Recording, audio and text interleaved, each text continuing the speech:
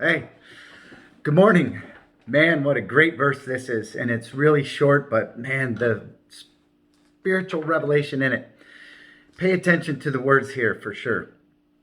Like I said, we're reading a translation, and they did a decent job. Looks like it was oversimplified, but every verse has spiritual truth in it as well. When you study, please study taking every single word back to the lexicons, the Strongs, and in prayer and supplication to the Lord, because He's the only one that can teach you. He's the only one that can break that seal Satan's put over you by this covering of your flesh. Being stupefied, like it said, like J.K. said, that sleep that fell over Adam. Stupefied. We didn't gain knowledge. We lost it. We're completely lied to by Satan and led astray. So here we go. This is Psalms 116:7. I'll read it the way most of us will see it in our Bibles, and then take every word in that verse back to its origin, looking at the lexicon, being led by His Holy Spirit. And it's the only way you can learn. And I'm no better than anybody else, and I know what He's showing me and telling me. There's no doubt about it. And you can believe that or not, but there's definitely revelation He wants His people to know and understand in this last day that we're in. So it helps to let go of all the things of this world, just to let go and completely and fully trust Him. No one or nothing can come before your relationship with the Lord. Otherwise, that's spiritual fornication. That's fornication and adultery right there. When anything, your job, getting money, pleasing yourself in any way, shape, or form, any type of drug, or if anything comes before the Lord, your relationship with anybody else, that's adultery to the Lord. But He understands here we're to love each other and help each other come back into the light so we can all go home together. So here we go. This is Psalms 116, verse 7. Return unto thy rest, O my soul, for the Lord hath dealt bountifully with thee. Here we go. This is beautiful. So beautiful. And it's short. So here we go. But the revelation here. Psalms 116:7. Return. Okay, understand these words. Return. That means we left. Return and come back. Come back to a spiritual relation to God from a dying human relation. Turn from evil of an inanimate thing that we've indwelt, of an inanimate thing.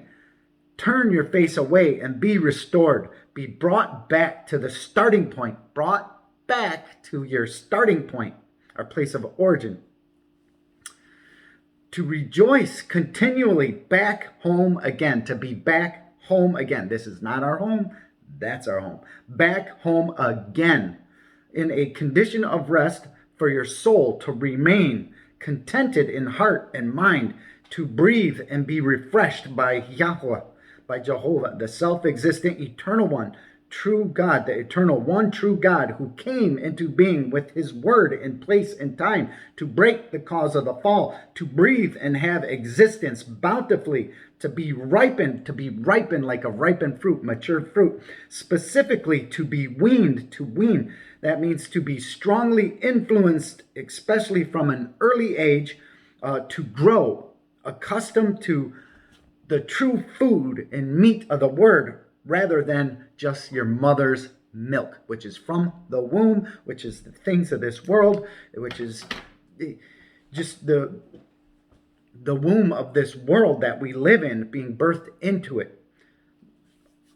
Come back to true food and nourishment by God Himself, by being brought back and returned and going back home again. Back home.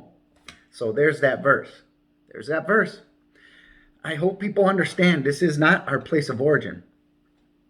Our soul, our being originated in heaven, and we turned our face, we disobeyed, we broke the first commandment, thou shalt not have any other gods before me, and we made ourselves our own God because Satan lied to us. He said, you can become like the Most High, knowing good and evil. Follow me into my kingdom here, because Christ said, my kingdom is not of this world, not of hence, not yet. It will be, but it's not yet.